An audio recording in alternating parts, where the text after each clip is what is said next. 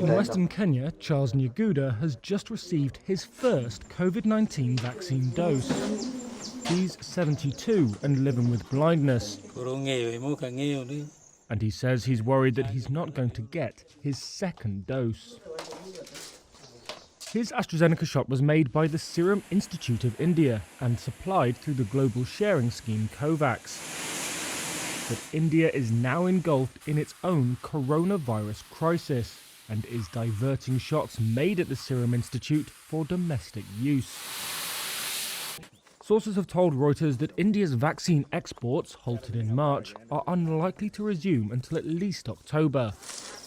That's left tens of millions of Africans who have received their first dose in limbo, on a continent where most of the 1.3 billion population have had no access to coronavirus vaccines at all. While Africa has so far avoided outbreaks on the scale of the United States, parts of Europe, and now India, senior COVID advisor at the Tony Blair Institute OBCSE says as long as vaccination rates remain low, the continent is vulnerable. So it seems as if we have a perfect storm.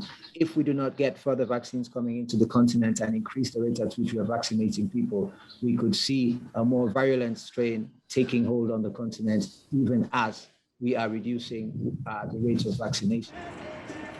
Africa's dilemma highlights the inequality between rich and poor nations.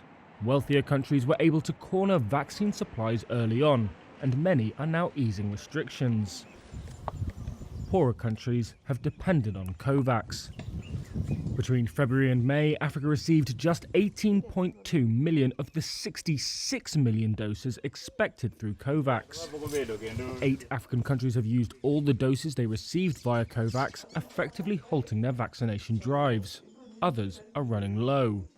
With 80% of all COVAX doses administered in Africa, first shots of AstraZeneca, the continent now faces a shortfall. The WHO says 20 million doses are needed to deliver second doses by the end of June, and another 5 million for July.